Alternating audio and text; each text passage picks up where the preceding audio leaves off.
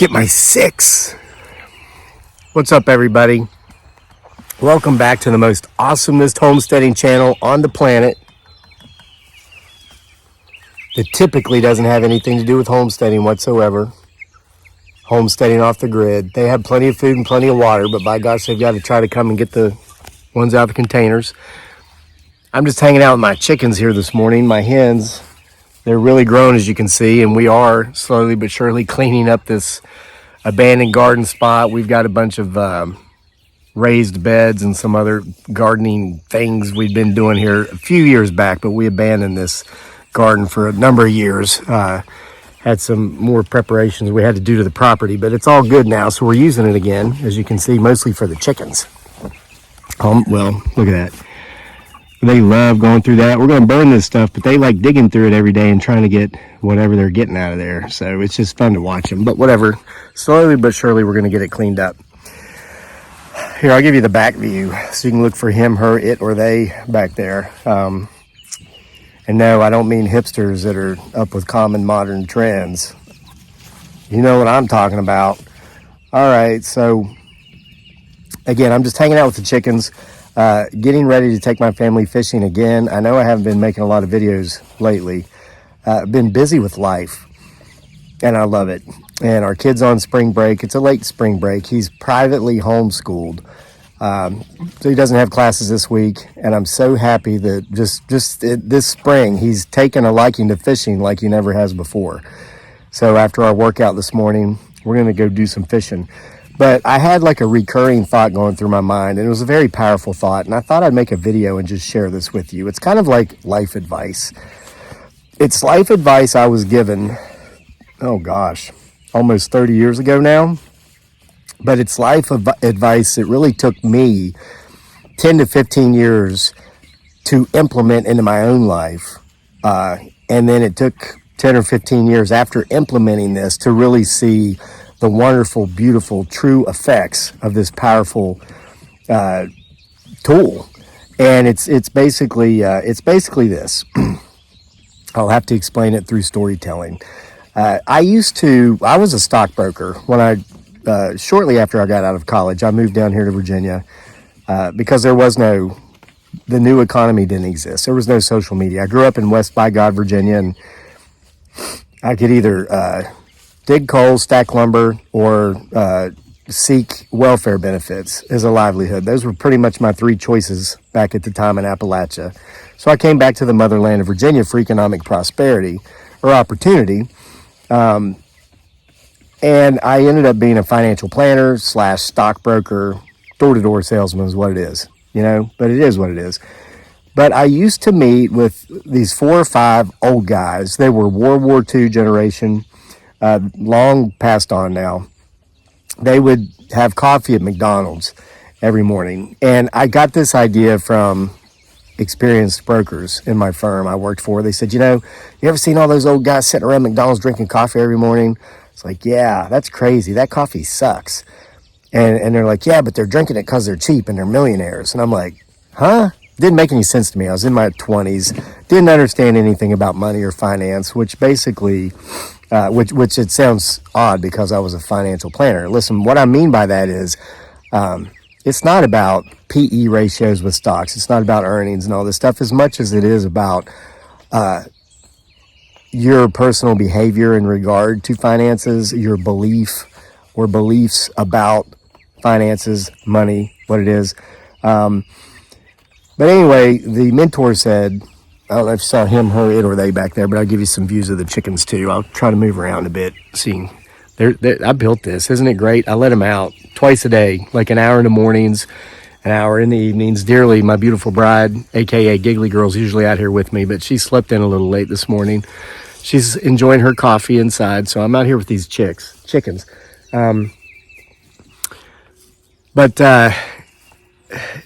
So I started going to hang out with these old guys, hoping to get their business. And I soon figured out it just wasn't going to happen. These guys were all wealthy, self-made. None of them were born into wealth. They accumulated it through their own efforts throughout their lifetime. And But I kept going back, even though I knew I was never going to get their business. I wasn't going to earn any commissions off these guys, because I just loved to hear them talk. The things they said sounded so differently than anything I'd ever heard. And I liked what I was hearing, and I was thinking, it makes sense. It makes sense. So, I would ask them questions, and they weren't leading me on. They were like, listen, we like talking to you. You want in here to have coffee with us? This public restaurant. We can't kick you out, but you're not getting our business. They had it all tied up already, locked up in trust funds trusts they had set up for their, survivors. And I totally understood that and respected that. I learned the expression through them. One of them, what was it? Talking about how they didn't want to make any changes because they were so old. Some of them were in their 80s, which was a lot older 25, 30 years ago than it is now. But one of them he'd say, boy, I'm so old, I don't even buy green bananas. They had good senses of humor. But we would be talking, and I would ask them, how did you get to this level? How did you do that? And when they would answer the questions, I found a part of myself wasn't believing them, because their answers sounded so, like the way they did things in their lives was so different than I'd ever done mine, than any way I'd ever seen anybody around me do things. And so I kind of thought there for a while they were putting me on. And I told them this early on, and one of them looked at me, he says, you know what, boy?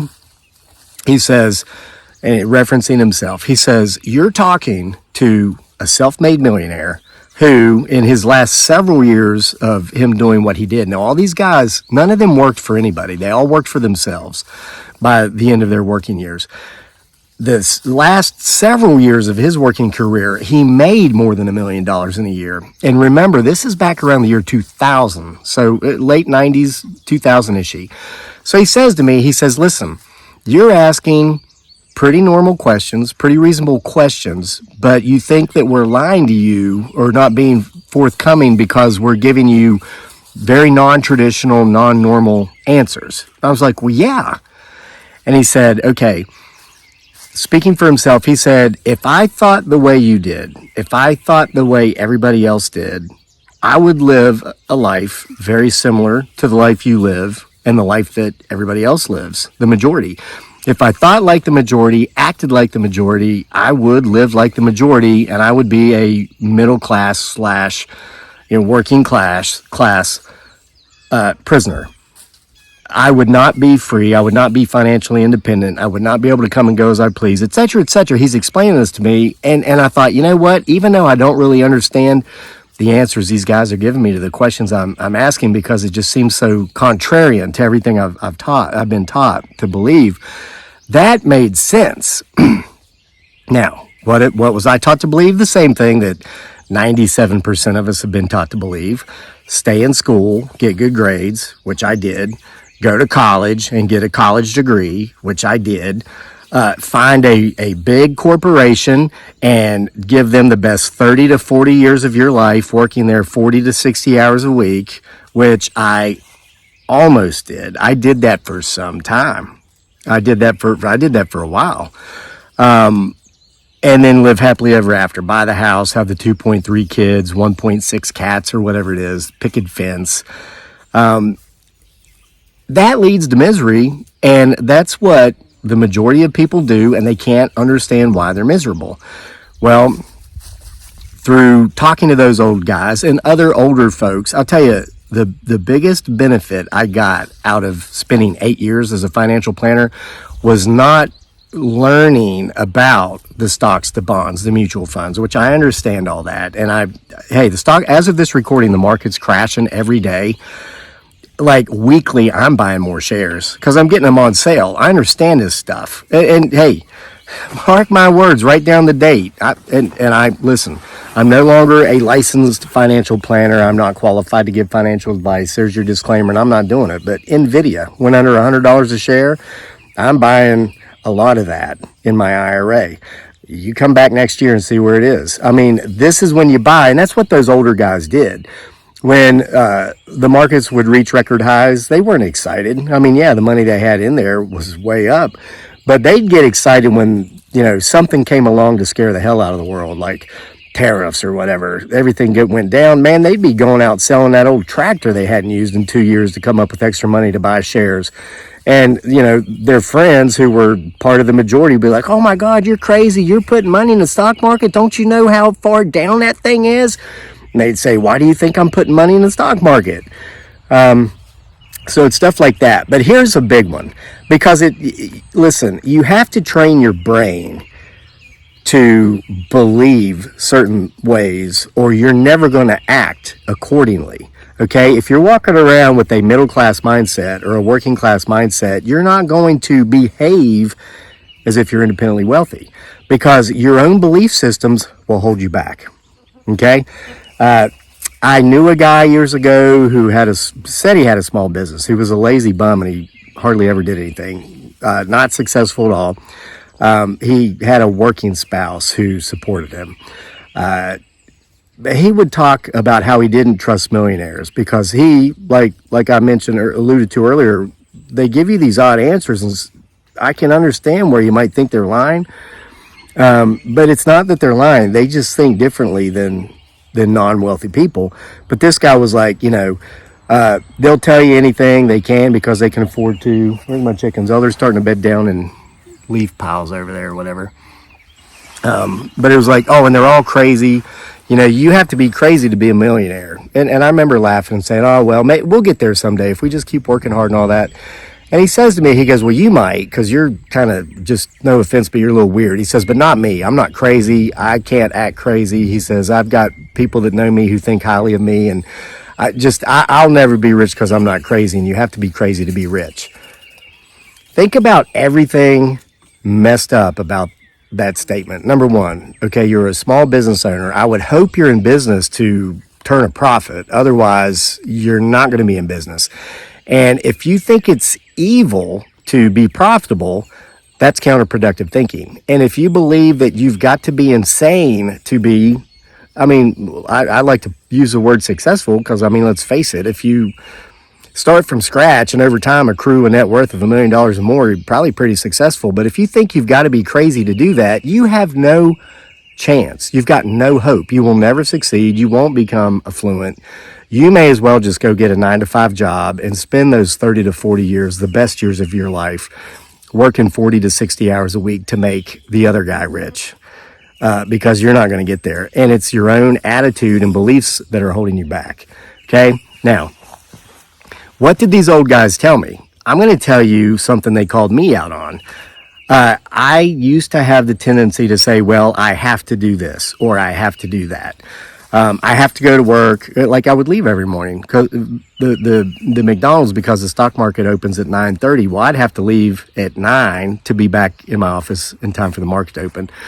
I have to go. I have to leave because I have to be there. Or, well, I have to do this certain thing. Well, my college degree is in this, so I have to do this. I can't do that because this is what I got my education in this field, so I have to pursue these.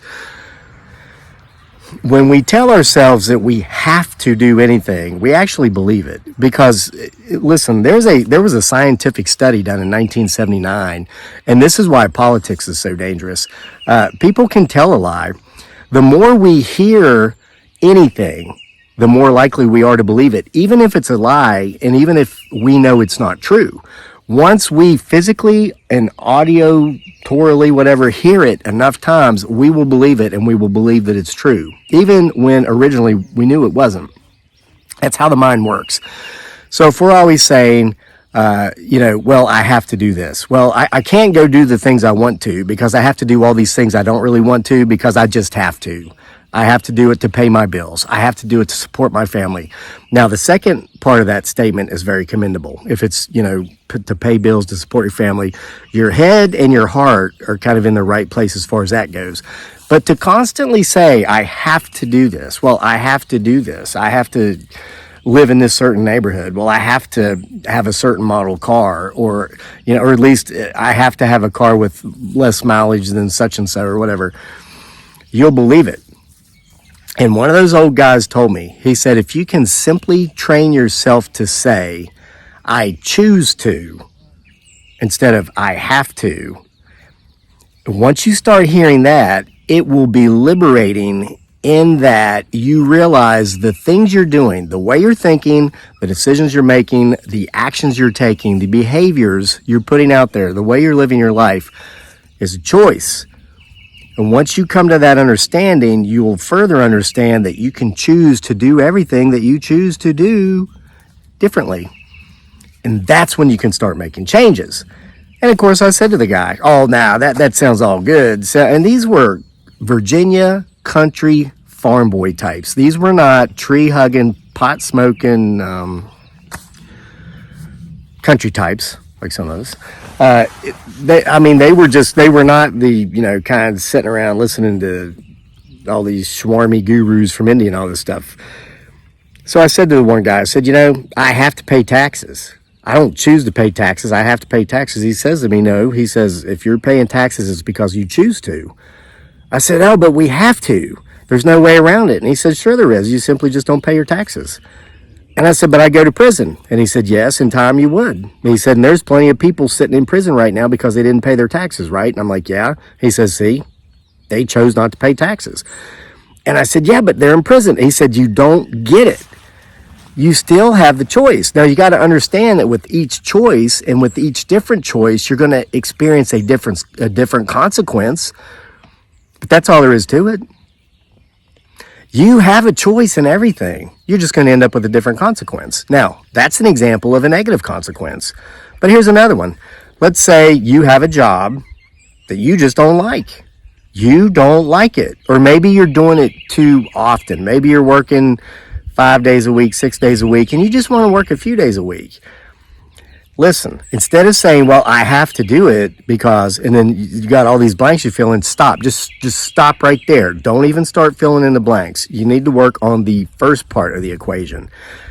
Teach yourself to, instead of saying, well, I have to do, whether it's the job, whether it's the chore outside, do I have to clean this stuff up eventually? No.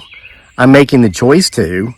And since I know I don't have to, I'm getting around to it slowly but surely as the spirit moves me. That's freeing. It takes away the stress. It takes away the anxiety. And it takes away the lie. You don't like your job or you don't like working as frequently as you do? Choose to just quit and get a different job. Choose to tell your employer, hey, I'm going to be working less. One of the beauties about the economy we're in, where a lot of people don't want to work, a lot of people are not working.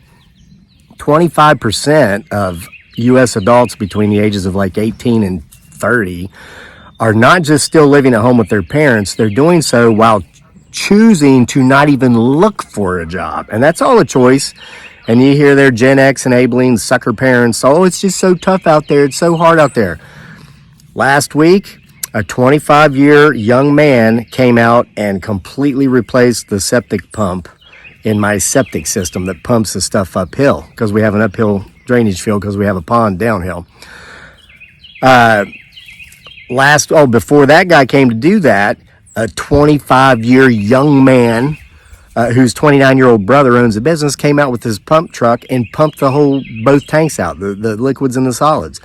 There are plenty of 25-year young adult Americans out there working their butts off. These guys, one guy was married and had 2 kids and has a mortgage, owns his own home. It's all a choice. Some people choose to be productive. Some people choose to take advantage of good situations. And if mom and dad's not putting a boot up their butt to get them out the door, they're just going to stick around. And you know what I'm saying? It's all a choice. But my point of that is, make the choice to go tell your employer, say, hey, you know what, boss? I like my job. I want to keep it, but listen, I'm giving you 5 or 6 days a week. I need to cut back to 3 because there's stuff I want to do with my family. I'm missing my children growing up. I'm not attending games. I'm not hanging out at practices with some of the other, player parents. I'm only going to work 3 days a week.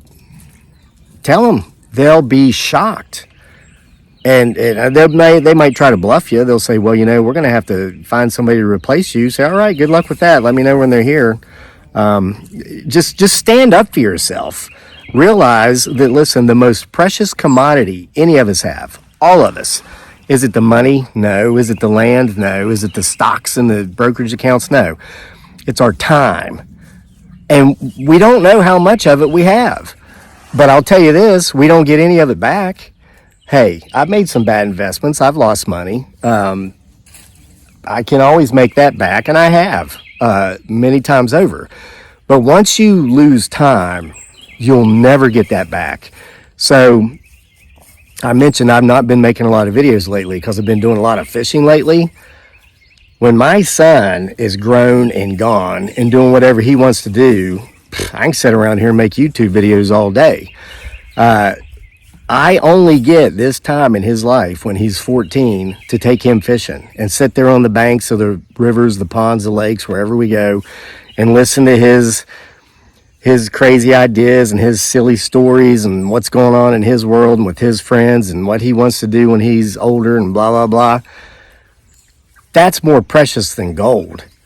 And, you know, once upon a time, I was not that guy who would pick fishing with the kid over working the best part of my day to make some corporation wealthy. You know, the brokerage firm I worked for, they were a private partnership. Those cats were loaded. I mean, the partners were getting $1 million a year just off their partnership. And there I was putting in 60 hours a week, hoping to make enough money to pay my meager little rent or utilities or whatever. Well, you know, they were spending time with their kids. So I wasn't just putting money in their pockets. What I was doing was giving them the ability to put time in their life the way they wanted to spend it. And once I started saying, I choose to, it took a while for that to catch on, but that's when it really did occur to me. You know, I don't have to have that job that I don't really like or that I'm giving too much time to. And they'll tell you, oh, you can't quit. You'll lose your health insurance. And well, heck, next week you're going to get the brain amoeba and just die. But that works on about 97% of the population. Well, wait a minute. We have a 401k. What about your retirement? You'll never be able to stop working. And that works on about 97% of the population. Listen, no one is going to take care of you to the degree that you have the ability to take care of yourself. You just don't know that because you've been taught, you know, it's the schools, it's the colleges, it's that degree, that piece of paper, it's that corporation or that government agency you work for. You need all those things or you're screwed. All you need is a few chickens. Nah, I'm just kidding. But so then once you start saying, I choose, then you'll find soon that it breaks down into a different category. Like, for instance, I exercise daily. I used to be really anal about missing workouts. I went once for like 10 months without missing a day of running. It was crazy. That was back when I was in college. But I don't have to run. I don't have to work out. I choose to work out. And it's something I enjoy doing. And so I found that if it's the things I enjoy doing, I then started saying I get to. So instead of waking up in the mornings and saying, oh, I have to run, you know, it's July in Virginia. If I don't get my run done by 7 a.m., it's going to be 90 degrees, 90% humidity. I have to run. Nope. I wake up, I jump out of bed, and I say, I get to run because it's something I enjoy. It makes me feel good, not just physically. It puts my head in a better spot. Yesterday morning, I was out here with my wife, and for some reason, I was a little grumpy. I was just a little grumpy. There was no reason for me to be grumpy. I have the perfect life. Look at this. I got chickens digging through trash piles. I went out and ran 3 miles at a brisk pace, 7-minute and 20-second pace, which is pretty fast for a fat old man in his 50s. Afterwards, I felt great, and then I felt great the whole rest of the day. All right, so anyway, so once you start realizing you're choosing to do everything you do, you're going to realize there's things you enjoy, such as for me, it's the exercise, working out, fishing, spending time with my son. But then you'll notice there's things you don't quite enjoy so much. Like, well, you know, for example, this. Cleaning this up. And this isn't going to take a lot of time. And Dearly and I have been working on it a little as we go while we're over here hanging out with the chickens. It will get done. But if my son were to come up to me and say, hey, Dad, I want to go fishing again today. If I were to say, well, we can't because I have to clean this up. I have to clean this up. No. I would be lying to myself and I'd be lying to my son. I'm making the choice to clean this up at some point. So if I were to say, no, Daniel, we're not going fishing today because I have to clean this up, I'm lying to him, because the truth would be, Daniel, I'm making the choice not to take you fishing today because I'm making the choice to clean this up instead. And you know what? There are times that I say that because that's how I talk to my son. We have a very open relationship and I'm very honest. And he can accept that. I mean, he wouldn't throw a temper tantrum, but he'd just be like, yeah, okay, well, and he'd probably jump in there and help. Or, well, knowing him, he'd probably say, hey, if I help you, can I get paid? Because we pay him for a lot of the work he does around here. One day last week, because he can actually drive the truck now, taught him how to drive. He's driving on the property. He'll want to drive the truck, so he'll say, hey, Dad, can I drive the truck if I move a load of firewood? Because we have a lot of firewood stacked up down here that we're moving up to our campground to burn as camp firewood all summer. And I'll say, sure. So he'll come out, get the truck, load up the firewood, haul it to the campground, unload it, and then he'll take some, just joy laps around the property. He really has a good time doing that. But listen, it's all a choice. No one owns you unless you put yourself into servitude or enslavement. And basically, sadly, that's what the majority of the people have done. They've told themselves this lie that they have to do this, they have to do that. They're lying to their families. Kids want them to spend time with them. Kids want them to, be at the game. Well, I can't because I have to do this. I have to. No, you're making the choice to do that. And again, the point of this is not to say, you're a sucker, you're a fool, you've bought into the lie, the great lie that enslaves you in the matrix soul trap, because that's what it is. It's a soul trap.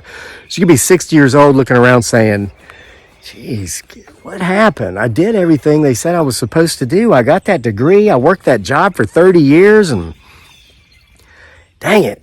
Where'd my kids go? Where'd that little guy always wanted me to take him fishing go? What? He lives in Detroit now? He's a nurse and he's 35? What? That's the matrix soul trap. And it all began because you told yourself that daily lie, I have to do this, I have to do that. No, you don't. We never get time back and we won't get this wonderful life back. We only get one shot. It's not a video game. It's not 3 tries and you're out like baseball if you get strikes. If you're not content, if you're not happy, if you're not fulfilled with the way you're living and what's going on in your life on a daily basis, trust me, it's not because of anything you have to do that has kept you from doing the things you want to do. You've chosen to do everything you've done, and for a lot of people, maybe they rather would work than spend time with their kids. I don't know. Or maybe they've been so indoctrinated and that's so ingrained in them, they honestly believe that. Because going back to that study in 1979, you hear a lie long enough times, even though you know it's not true, in time you'll believe it. You don't have to do anything. You choose to do everything. And if you don't like what you're doing, make different choices. See you for more next time from the most awesomest homesteading channel on the planet. Where'd my chickens go? That really doesn't have anything to do with homesteading. Homesteading off the grid.